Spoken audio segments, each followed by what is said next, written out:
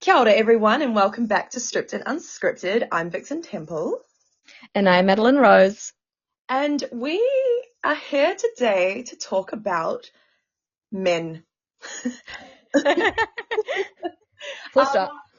Our largest demographic as sex workers and a group of people that Madeline and I both have very complicated feelings towards. We were just talking for like half an hour before jumping on to talk about men. But one of the things we've been discussing a lot recently is how as like sex workers that we feel like we've seen a side to men that you just can't unsee once you've seen it. We were talking about how it's weird that people seem to have this idea that like sex workers uphold the patriarchy, whereas all the sex workers I know, like especially in the strip club, we would call men out on their bullshit. Whereas in the real world, we feel we're met with more resistance by other women actually and men when we challenge the misogyny that men spew. So Madeline, what are your thoughts on that? And then we'll just go from there. Yeah, God. What are my thoughts on that? 100% agree. Even just like in general telling men to fuck off, like simple confrontation with men in the strip club felt so much easier. I guess like for obvious reasons, like there's a bit of security and there's other women there who are just as ready to rip into dudes as you are. But it just felt like so commonplace and easy to just turn around and be like, well, that's really fucked. I think because you have this like sense of armor on in the strip club as well, and this like preparedness for the bullshit because there is like so much of it. We'll talk about like the other end of that where there are obviously like men who come in as customers and in our lives that are incredible and that we actually like. But I find like in my regular life, I guess like circles that I inhabit that aren't full of queer, neurodiverse sex workers and just like open-minded people, more people that I guess would fall into the very like true normie category. I've gotten much better, I would say, in the last like year at calling men out, and to the point where I kind of relish it now. I kind of love it. And I have no problem doing it now, but I think what weighs on me when I do it or when I like reflect on having done it or that it is something that I will do and do often, is knowing that like usually I'm the only person in the room willing to do it and I probably don't have any backup. I, for the most part, will have like someone there with me who will agree with me and like protect me, not necessarily in a physical sense, because I'm not necessarily getting into like violent situations because of this, but it's not often that there are other people in those normie spaces who can actually like jump into the fight with me and like back me up vocally. Yeah, I'm aware that I'm actually really the only person in these spaces that is willing to pipe up. Yeah, it is stressful to know that you're the only one that can make the points that you're making in the room or the only person who's willing to. Um, and that doesn't feel great when you're in a space with like a bunch of civvy men. That's not the right thing. Normie men, who will like very happily all just oppose you. And especially when you know that you're actually like factually right and you can actually provide evidence and statistics and all kinds of like backup to your points, and these civvy men just like will like openly continue their misogyny or whatever else it is that they're doing that's really fucked up. Yeah, and then I often find that I actually like in myself, I'm trying very hard to be better about this, and this is also like feeds back into our people pleasing episode, is that like after I've done it, I do feel kind of like, well, fuck, like I'm that person, and it makes me really angry that that is even a thing. Like it makes me very pissed off that I know people are perceiving me that way as being that person who like I'm that woke person, and I just think that that is so fucked up. And also at the same time, it puts this like social stress on me. I'm sure you can like understand that, Vixen, but most of the spaces I'm in, we could all sit there and scream at each other about being on the same side of all of this.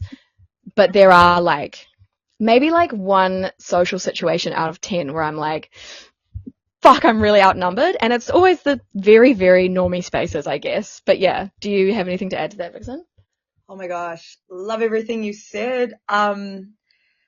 Me and Madeline, before we came on, we were talking about how Madeline and I are both more than happy to be the quote unquote feminist buzzkill at events. But I agree, it can be sometimes draining and annoying to have that responsibility on your shoulders. And I hope that with time, like other people just feel more empowered to speak up and call things out like that, because it's just a bystander effect that enables so much of like this rhetoric, is people just letting things slide. Oh, whatever, like the people pleasing episode we're talking about, like, oh, I don't want to be like that person to like cause a scene. I don't want to make a fuss. I will be the bitch to cause a scene and make a fuss. I have a Leo sun and Gemini rising, air and fire. I will huff and puff and fucking go for it. But what I wanted to say, so I was reflecting, prior to coming into this episode, what to discuss. And I was thinking about the men in my life and how all the very few men that I do have in my life are trans men, or bisexual men or gay men. And something that I have learned a lot from my trans male friends, a lot of them felt this pressure to be accepted by other men through behaving in misogynistic ways. And I've had a trans male friend say to me that he feels that masculinity is gatekept behind misogyny. And all of these men had to decide within themselves, I don't want to be misogynistic in order to be a man. That's not what masculinity looks like to me. They all, on their own terms, had to formulate their own relationship with masculinity, so against what patriarchy and colonialism has taught men masculinity looks like, which is to assert and dominate and be powerful and just treat women like shit. These are all men that have actively made the decision to not do that. And that's healed a lot of my feelings towards masculinity. And something that I've been researching a lot recently, that I've been really exploring through my writing and research, is this thing called bioessentialism, which is a philosophical and sociological concept that says that certain characteristics, behaviors, or traits are inherent to our biological makeup and can't be altered by social or environmental influences. So it's pretty much like saying that men are inherently dominant and assertive and logical, whereas women are inherently emotional and submissive and passive and nurturing. It's really just a fancy way of saying boys will be boys. And what it does is it takes the accountability of men when they do shitty things. Instead of saying, oh, they've been programmed to think like this, they have been conditioned to think that to be a real man is to assert dominance over women and others. It's saying like, oh, that's just the way he is.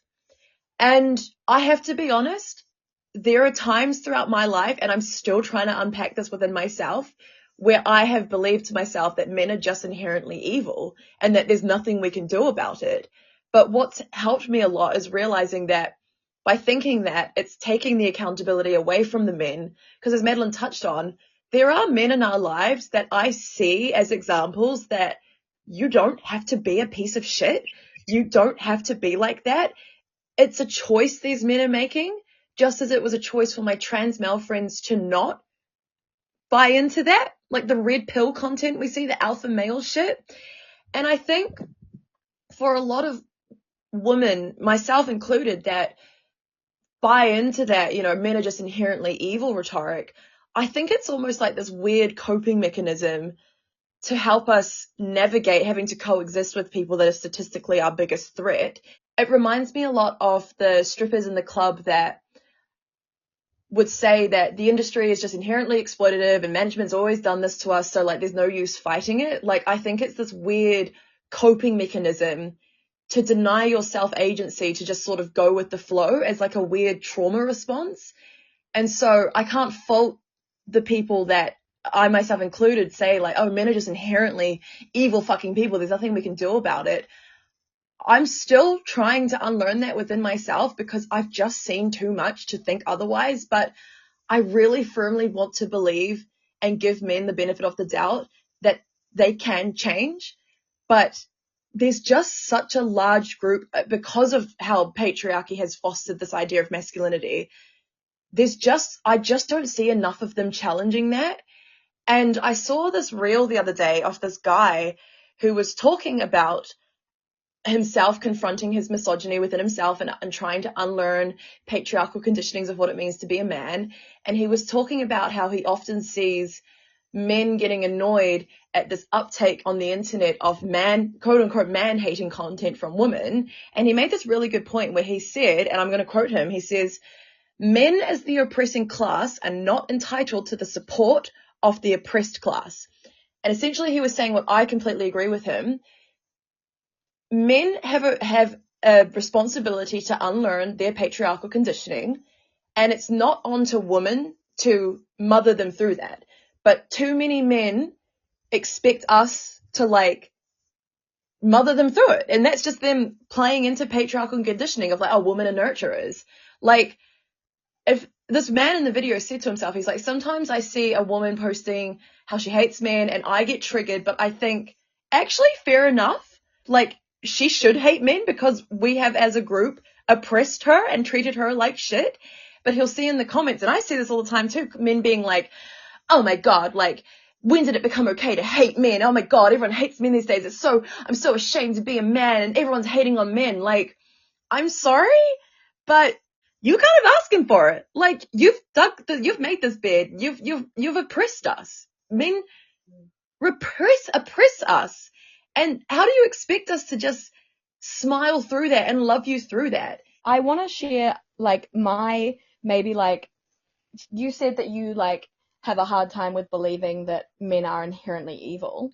And I think I have a similar stance on that, but my logic in my brain is that like, because what you said about men needing to make the conscious choice to actually reflect on their internalized misogyny or just their outright misogyny and their conditioning, you know how some people are just sort of predispositioned to be more kind?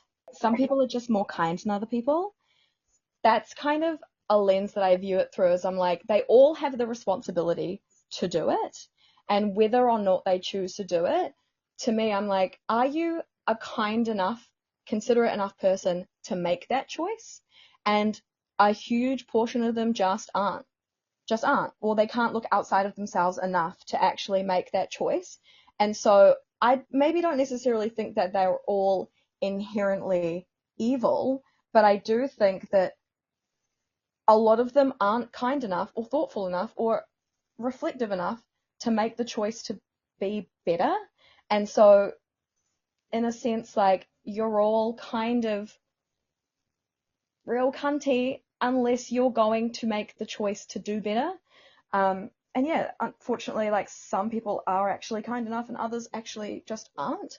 But my sort of like default view of men when I meet them is, and I want to talk about this a little bit later, is that of like the jaded sex worker, where I'm like looking at them going, oh, I'm assuming the worst from the get-go, and I'm hyper vigilant in observing their behavior to gauge from the beginning whether they are what I'm expecting them to be or if they're different.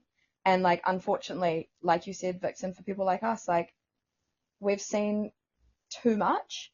And obviously, when you are a sex worker, the volume of men that you are seeing in any given day, week, whatever it is just so much more than most normal people, that you're just like 99% of the experiences I had with men, I'm witnessing this bad, misogynistic, like mean, evil behavior. And so I'm not really sure if I ever can just meet a guy. And I mean this in every sense of meeting a guy. I don't mean romantically. I mean just like literally meeting a man for the first time and immediately look for the good in him. I think I'm immediately like on the defense, not doing anything necessarily, but I'm looking at him and I'm waiting to hear that silly little comment that he makes that confirms to me, oh, okay, you're not actually a safe person. Yeah. No, but I completely fucking agree. Like, oh, it's really hard because the thing about, especially the strip club, the strip club especially, I feel like the way men act in a strip club environment, I talked about this in my show, Just the Tip, A Stripper's Guide to Strip Club Etiquette.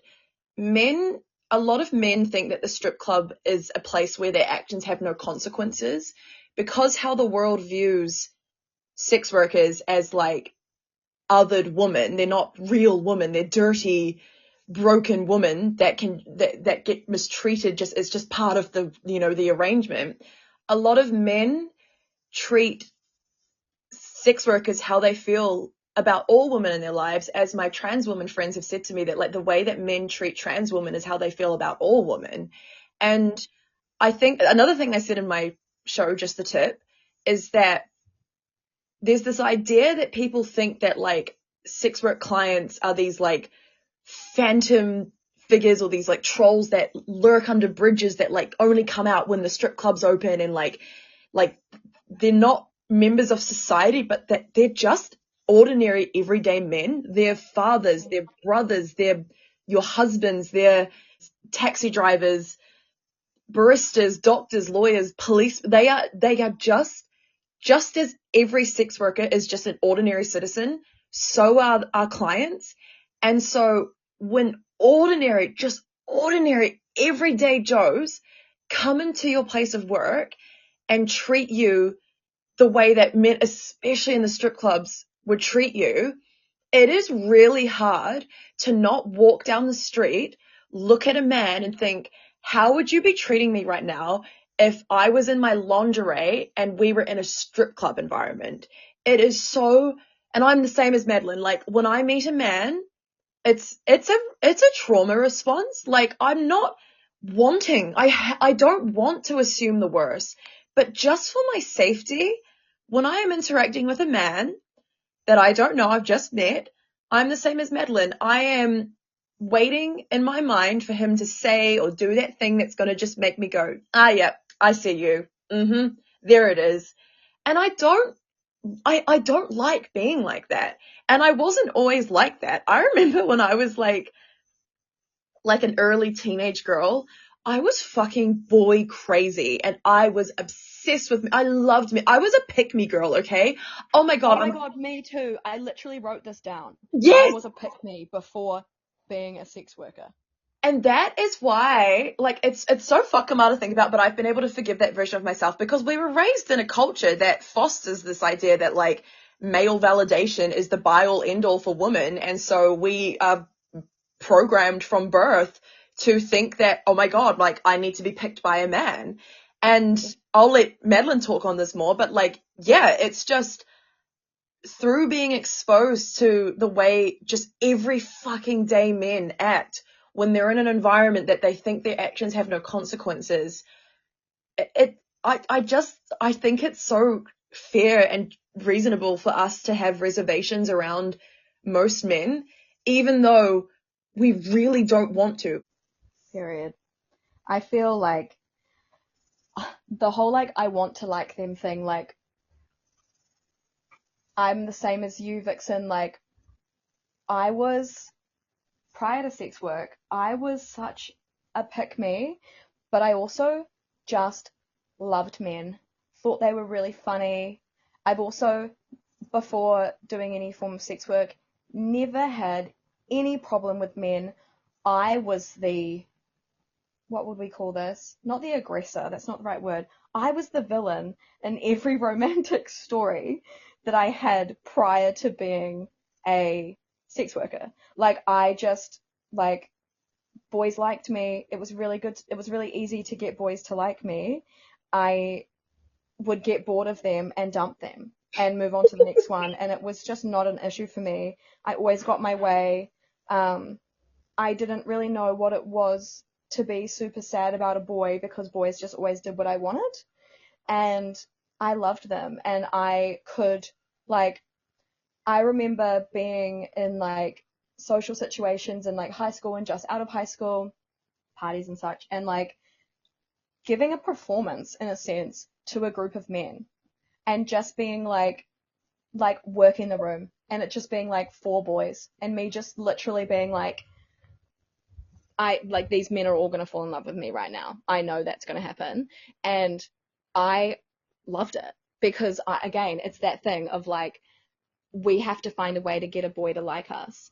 And so, and I feel like it's annoying that we kind of even have to preface that this was what we were like before sex work to like validate the way that we are now, to be like, well, I used to like them. I really used to like men. And you know, it's annoying that we have to do that as if it kind of like, yeah, like validates all of these experiences we've had as sex workers. And also like feeding into that, like us really wanting to like men. I remember being a stripper and still having a lot of like close boy mates. I had some really, really close boy mates while I was a dancer. I had boy flatmates, and I remember like having to like, and I chose to do this as well. This wasn't something that I like was forced into, but I remember having to like gentle parent them out of their misogyny. And I remember having really, really deep conversations with my flatmate at the time, who is a lovely person. He's a lovely guy, but the misogyny that was ingrained into him was so deep that I remember sitting at our kitchen table and talking with him. And I remember just like the way that the information that I was giving him was blowing his mind. And like, he was gracious enough to like pay me a lot of respect and actually really listen to me. And like, when I have seen him in times since then, he's said things to me like, you really like made me grow up because of the information that I learned from you, like while we lived together. That was like a really important part of my like evolution as like a man in my early 20s.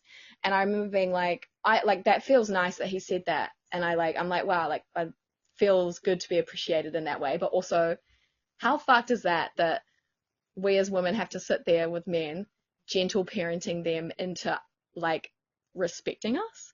And like, that it's actually so mind-boggling that like if a woman doesn't sit down with you and like gently lay it out for you, and you deign to give her like a monicum of respect to actually listen to her and take on the information, that's actually not necessarily a part of your like just like neutral brain, that sort of like understanding of how to treat women well, and in a dating sense and in a just a regular like relating to each other sense. Yeah, that has always stuck out to me, that like I have to gently explain these things to dudes, and it's always really shocking and new information to them, and it's fucking crazy to me. At least the men that I've spoken to in real life. Obviously we get that like red pill group of men who are just like sort of crazy and really scary. But yeah. Yes, I have something to say back to what you were saying, like when you were saying that it's so annoying that we even have to preface our like disdain towards men by being like, but we used to really like them. It reminds me a lot of how so many times the only way to get men to understand that patriarchy is bad is like explaining to them that it impacts them too. I get so fucking tired of that rhetoric of like, men will only care about the patriarchy if it impacts them too. And it's not enough that the issue of feminism is about the oppressed class, women. We have to somehow make it about them too for them to care.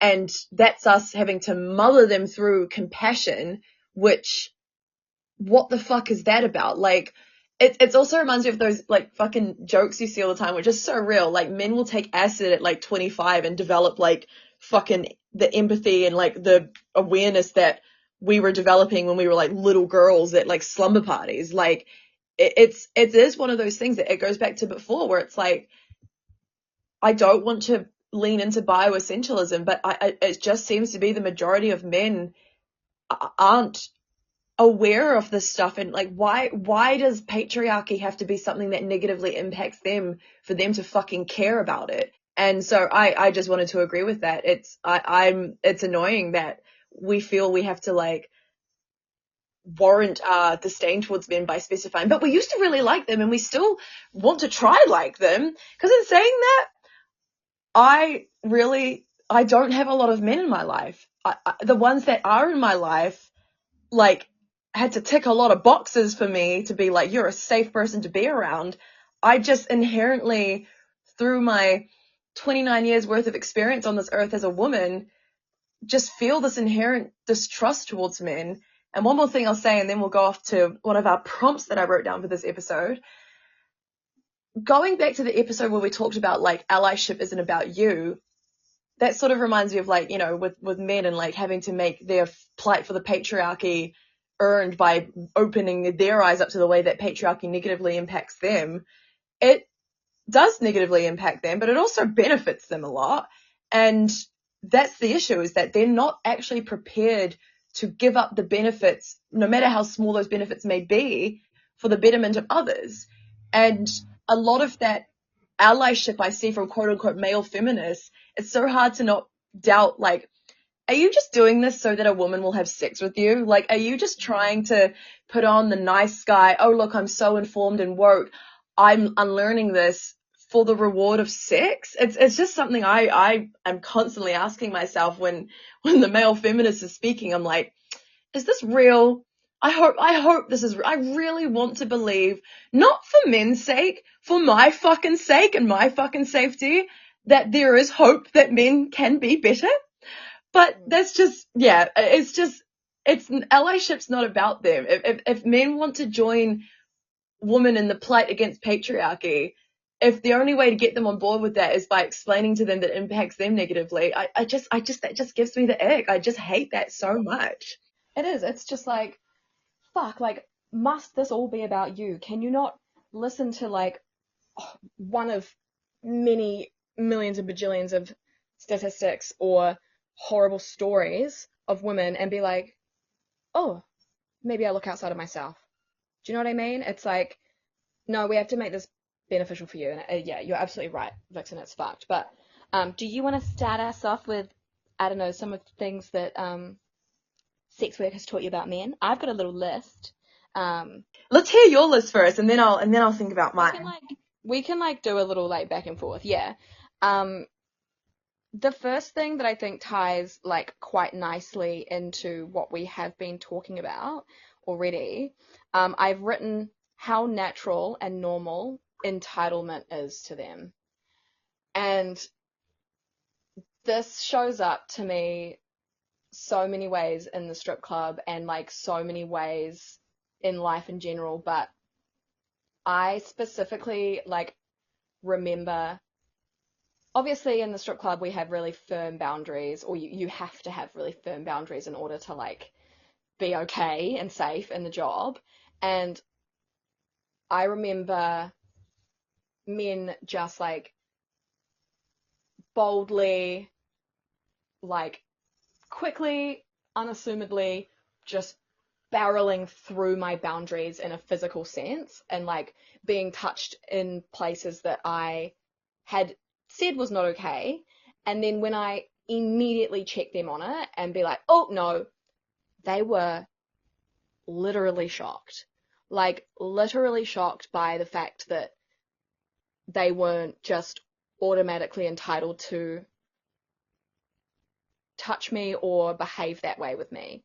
And that is really confronting, especially if you are like a little inexperienced with sex work, is because it can make you feel a little bit like gaslit. It can make you feel quite guilty because you're like, oh my God, he didn't know. But if we dive into that a little more, the idea that like men aren't aware of your boundaries and so then they just cross them, like it just completely skims past entitlement and the fact that they just automatically think that they are entitled to do that because they've paid for whatever it is.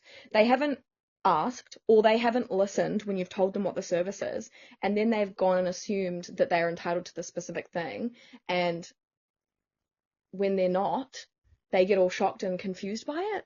And that is, you're sitting there, you've just been like violated or like harassed or something negative has just happened to you. And then when they're really shocked that they've done something bad, it is, again, feeds back to this like gentle parenting, this nurturing thing where you're like, oh, it's okay, you didn't know. And it's like, how fucked is it that they can't just realize that actually when you're gonna do things like that, you actually need to check and ask if it's okay, or I don't know, this crazy thing called consent, or just assume that like you probably shouldn't behave that way with anyone. Um, yeah, I feel like that's really basic, but like just the level of like ease that entitlement comes to men, especially in the strip club, is shocking to me. Like, even they are fucking shocked by the fact that they can't behave that way. And that to me is just like the most like blatant showing of like how men are conditioned and raised in our society, is that they fucking are entitled to do whatever the fuck they please. What do you mean you didn't think about whether that would be okay or not? And again, this feeds into another point that I want to make later about the way that they dehumanize us in the club. But like, yeah, I'll let you send something into the ether. I'll let you scream into the void, Vixen. But like, yeah, how fucked. No, I completely agree. It actually goes so perfectly with one of the things I was going to say. How men constantly you lean into weaponized incompetence because they are allowed to. Like Madeline said, if you very specifically lay out your boundaries at the start of a lap dance, you say, you can touch me here, you cannot touch me there. They'll touch you there. You say you're not allowed to do that. Oh, I had no idea. Oh my God, I'm so sorry. Shut the fuck up. Yes, you did. I fucking told you. And it was just such a common thing. Oh my God, I'm so sorry. I didn't realize. I really think they're expecting us to be like, oh, it's okay. Here, touch me anyways. They're just so used to being catered to and mothered and pitied. And it drives me fucking crazy. But another thing I want to add, and then I'll pass back to Madeline, that sex work has taught me about men, is especially stripping. Men project a lot of their own insecurities onto women. The biggest one being that, you know how there's the stereotype that women are like clingy and needy and like, oh my God, like we're like so clingy and men just like can't get away from us. It's actually the other way around. Men fucking crave female validation. It's a part of their masculinity. They fucking need to feel some sort of like assertion and power over women in order to feel like a big manly man. And so that's why places like the strip club exist. It's a place where men can come and pay a woman to validate his ego because they need that. They crave that. They want, oh my God, like I can't even, like, just thinking back to my experience at the strip club and how it was just, most of the job was me like laughing at fucking stupid jokes, reassuring a man that he's oh my God, you're so fun. No, you're not like the other men here. No, you're so funny. You're so smart. You're so this and that. And then you combine that with the entitlement. A lot of them wouldn't want to actually compensate you for that. Like they come to this place that it's very clear that they need to pay, and they get so fucking butthurt when you ask for a tip or do you want to go for a dance? They're like, oh, I thought you actually really liked me. Like, I guess the point I'm trying to make is that men are very insecure. Men are very fucking insecure. And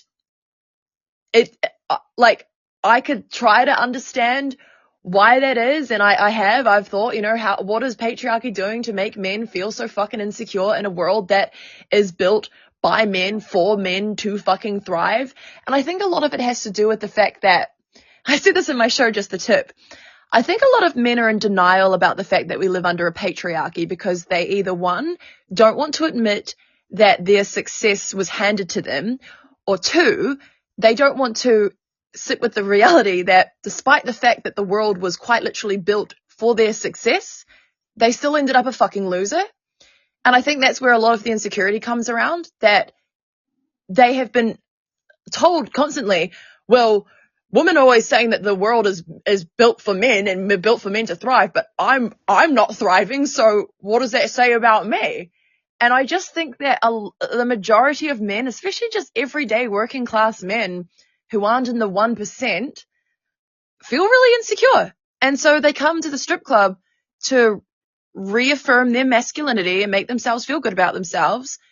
They weaponize their incompetence to try get away with things that they feel entitled to, that they're relying on to feel good about themselves.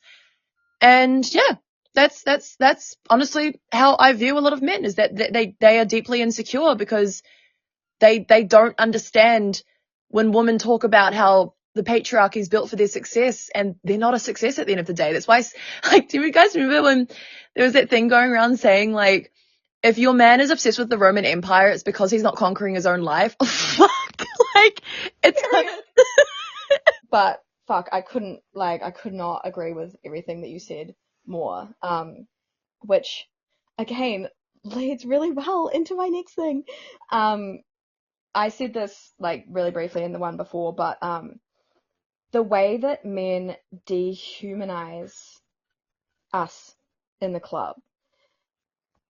Oh, like, yeah, my specific, like, when I think about that, the interactions that come to mind, or the memories that I remember when I think about that, is this was such a common experience, and it lines up really well with that whole like men falling in love with a stripper, because I don't think people understand it's not just a T-Pain song.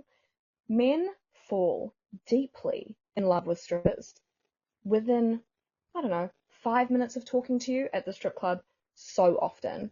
It's like, it's a laugh to us at this point, because you see it happen. It's like there'll be a group of guys come in and one of them will just, it's man down. He's in love. He's obsessed. He's pining.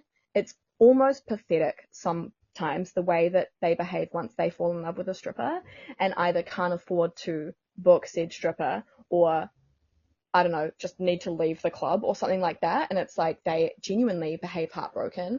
And it is so incredibly frustrating, because at the root of that, my experience with men falling in love with me at the strip club is I do my thing, I'm walking around, I'm doing my dancing, la la la la. At some point, I come over, I sit with them, we start to hustle, as in I start to hustle them for their money.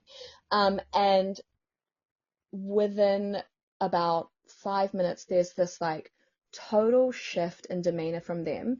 And what it is they've realized that I'm a real person with a legitimate personality and legitimate intellect. And suddenly they are completely shocked and surprised and sitting next to a stunning, gorgeous woman who's also having good conversation with them, who they're also very sexually attracted to in the moment. And that's crazy to them. And that just speaks to the way that they genuinely, a lot of the time, go into the strip club thinking that we are all just a pair of tits. And it is so like I am someone who leans like into anger quite a lot when it comes to things like this, but sitting there and like observing a man realize that you're a real person and that you're not like this alien like bimbo, massive boobs and no brain and she's just a fucking stripper. Like, watching a man have that realization is so fucking enraging. It's so enraging that they can actually just like enter the place not thinking that there's any like real life people in there. And I know that sounds like outlandish and like I'm exaggerating, but that's what dehumanization is. They've actually not considered the fact that we're like autonomous and like have feelings and have thoughts and lives, and that we aren't just robots that are like existing inside of the strip club, stripping at every hour of the day, and that's just our whole existence.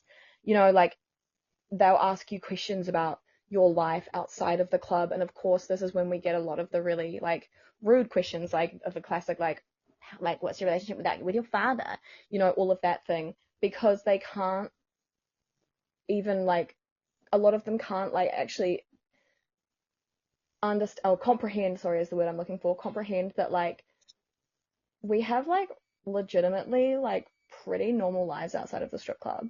Like, we all have families, we all have responsibilities, we have like very normal life things happening to us, but that's just so far out of the understanding of men when a lot of them come into the strip club. And that shit I find to be so fucking enraging. And it became a really difficult thing for me to navigate toward the end of, I can't say which club this is, toward the end of like the first club that I worked at. I started to really struggle with this, and I ended up changing clubs because I thought I needed to switch it up. I thought I needed to like go somewhere else and get fresh energy and just like have a different clientele and just, but really what it actually was that I wasn't actually able to shut my mouth anymore when I was witnessing this. And I was starting to say things to men like, yeah, shocking, right, that I'm a real person, hey. Like, shocking that I have a personality, hey. You're very confused by my intellect right now, aren't you? Like, and that obviously doesn't really make you a lot of money. Sometimes it does. Some men love that. They love to be messed with, but other men, obviously men who have larger egos or don't like to be one-upped by women, aren't probably going to spend shit tons of money on you if you call them out like that.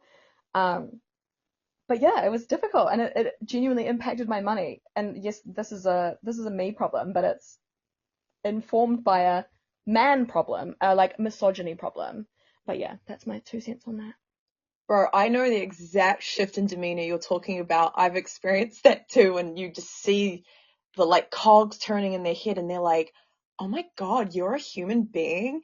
But another thing I'll say that the sex work industry has taught me about men, and this kind of leans into the whole like how patriarchy impacts men too thing, but men are very lonely in the sense that patriarchy has conditioned men to not, like, they can't be platonically intimate with their friends the way that us women I see so regularly are. Like, we're very, like, I'll fucking like spoon my friends, I'll snuggle them. I'm very touchy-feely with my friends. We'll hug, we'll hang out, we'll talk about our feelings. We have like girls' night, love that shit. Queer nights, love that. It's big in the queer community. It's so normal. Whereas straight cis men especially, like, they only feel that they can obtain intimacy through sex with a woman. And so a lot of the time men come into the strip club, or they'll book you for a like sex full service, and you're talking to them and you're trying to figure it out, like, what it is they're looking for, and most of the time they just want like someone to fucking talk about their feelings to. And it's like, not to be the whole like, patriarchy impacts men too, but that really does open my eyes to how much like patriarchy is stunting men, because like they do not feel like they're allowed to talk about their feelings with the boys. They're not allowed to hug their boys. I honestly think the world would heal so much if boys just hugged each other more, and honestly maybe had some more butt sex. I love seeing straight men kiss. It's like, it's truly like, it's, I'm so blessed. Like, I have a lot of, no, I don't have a lot of straight men around me. What am I trying to say? I have fuck all straight friends, but, sorry, what? I have fuck all straight male friends. That's what I'm saying. But, I have been blessed to be in groups of straight men who, whilst misogynistic, very physically intimate with their friends. Um, Only two specific groups. Um, and it was quite the joy to witness boys like like pashing and kissing and being straight. Like, I don't know why exactly I find that lovely, but it's like almost like reassuring. Do you know what I mean? It's like, oh, you're not like completely terrified of your own sexuality. And that to me is like, it's not the whole thing, but it's an element of like healthy masculinity. Is like, I'm comfortable enough in myself and my sexuality that I can pash one of the bros like as a bit of a joke at a gig. Like, I I very like that. I do too. Honestly, normalize men being platonically intimate with one another. Like, it's just, I was on the bus once and I looked out and I saw these like two like middle-aged men in like business suits and all that, and they were talking, and then they walked off and they hugged before walking off, and it was like a really long hug. Like, it wasn't like the patting on the back, oh, good to see you, bro. Like, it was like a really intimate hug. and I started crying because I was like, I feel like I just don't see that enough where men embrace and like hold each other. Like these were two very normal looking, just middle-aged white guys in their business suits, and it just like how much does that speak to the state of the world? Yeah, I'm out here crying because I'm seeing these two middle-aged white You're men. seeing some like just innocent like intimacy between two men, and it's like my hope in humanity has been restored. So sad. Like what the Whatever. fuck?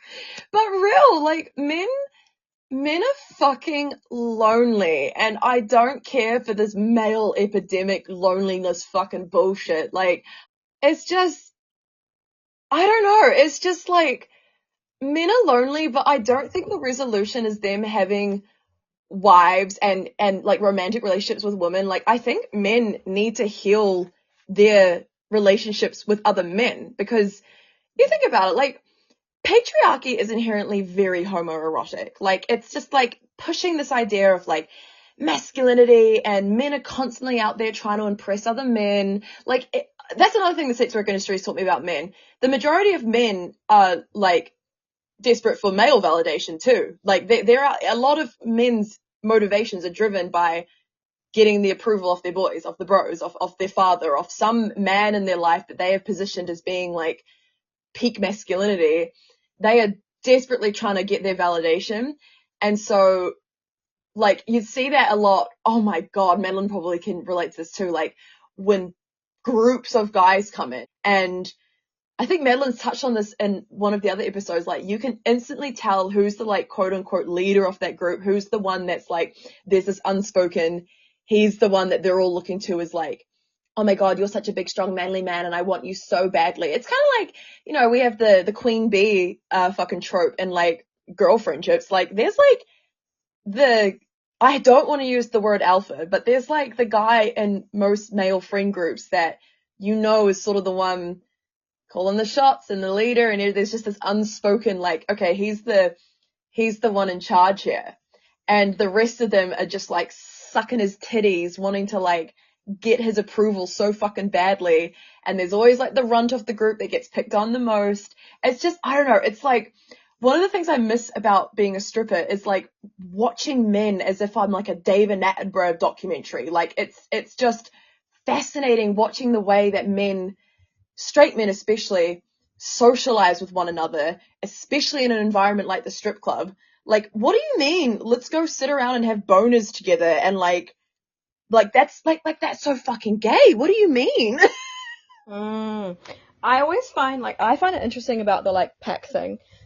I don't necessarily think it's always the biggest, scariest looking guy. I feel like it's the loudest and the most entitled guy who is like the like yeah, I agree. Don't want to use the word like alpha, but like the guy that they're all like kind of pining over is like there's one really loud one, and he's basically just like the most pick me of the group, and the rest of the boys are like, oh yes, and like pandering after him.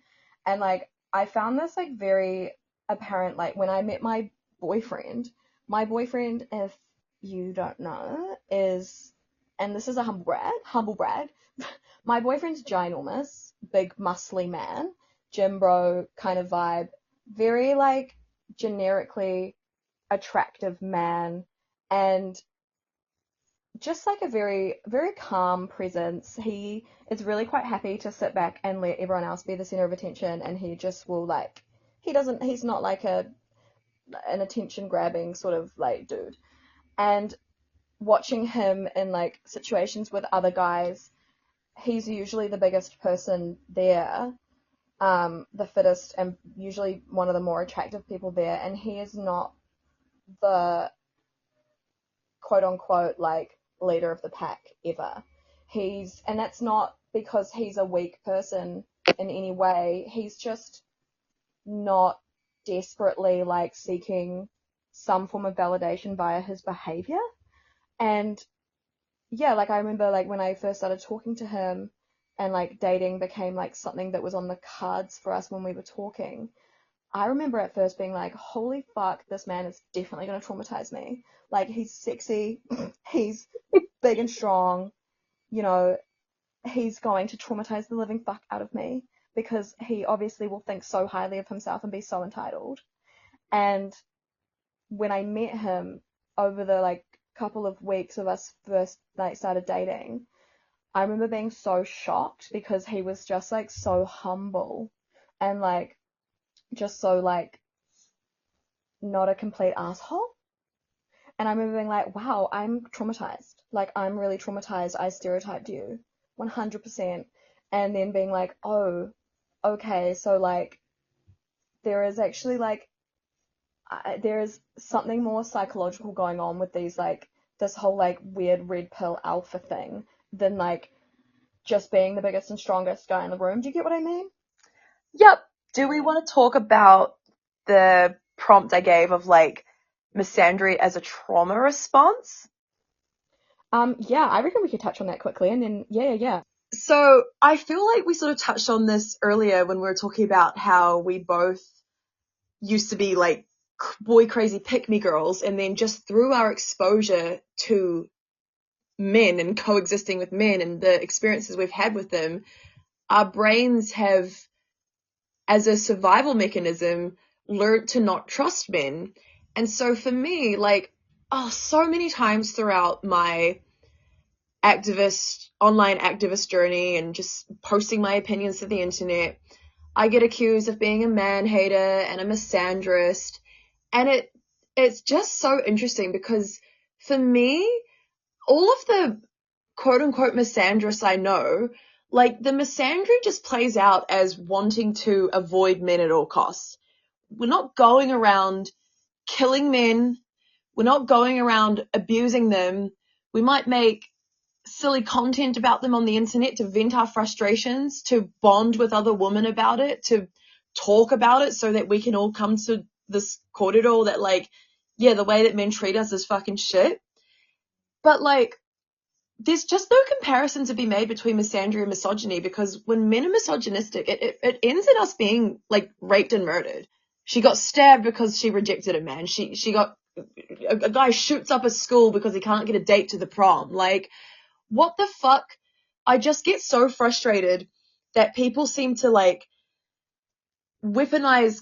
I think it really speaks to what I was saying earlier, that men project their insecurities onto women, of like saying to a woman, oh, you're a misandrist and a man hater, you're going to end up dying alone with a bunch of cats. Like, thinking that that's like the worst thing for this woman, where honestly for most women it's like, yeah, that actually sounds like a fucking dream. Like, I want to be the crazy cat lady. Fucking let's go. And I think it just speaks to men. Their worst fear is not having men in their lives and not having the approval of men. So when they see a woman existing and navigating life who is decentering men, I see a lot of content about decentering men on the internet. It's not even about cutting out all of the men of your life. It's just making sure that we aren't constantly prioritizing the comfort of men at the cost of our own health. And men get so butthurt by women like that. I've for some reason triggered so many, like, I for some reason have threatened so many men's masculinity just by not being willing to stroke their egos, and especially post being a sex worker. Like, I don't want to laugh at a man's joke for free. Unless it's actually funny. Like, if it's like, shit, okay, that was funny. It's one of those things I love. It's so petty. I love sometimes saying, wow, you're really funny for a man. Like, just throwing petty shit that they usually say to us back in their face. But like, I just, having been paid to stroke a man's ego, I just can't do it for free. And when I'm in an environment where I can tell this guy, he's just trying to like beat his chest and assert himself, and I'm just not buying it, they get so butthurt by it, and they get so threatened by me, and they try to belittle me by saying, oh, you're a fucking misandrous bitch. And I'm like, okay, like, that's not the insult you think it is, because I don't think you understand what my decentering men means. It means I don't fucking live my life to be validated by you. I don't care that you think I don't like men, because I don't like the way most men treat me. Can you fucking blame me? Look at how you are acting right now. It doesn't offend me that you call me a misandrist, but it bothers me like I was touching on earlier with that guy's reel where he says men as the oppressing class are not entitled to the support of the oppressed class, it bothers me that men will weaponize this, like, oh, women are misandries all of a sudden, like, as if it's equal playing ground for the years, the centuries of oppression that they have put onto women. I think it's very warranted for an oppressed class to hate their oppressors, to feel a particular way about their oppressors, to want to protect themselves from their oppressors and avoid them as much as possible, and to be untrustworthy of the people that we have been conditioned from birth by our own fathers too. Oh, don't wear that out in public, you'll get boys only want one thing. Like, we from young ages as women are taught to fear men, and then we fear men and we're like the worst person to ever exist. It's just such a fucking juxtaposition. We're like, there's just no winning as a woman. And I just get so frustrated by men trying to say that misandry is just as bad as misogyny, where I argue that misandry can't exist without misogyny. That's my thoughts. I also think, like, an angle of, like, like a lens to look at this through when men pipe up against, like, us speaking up about this stuff, especially men, you're misandrist. Blah. I reckon there's an element of this where they're aware, especially with the decentering men thing, that the more women that decenter men, the less power they have in the world, and the potential for them having their lifestyle being, like, changed, or I don't know, their power over women being less so.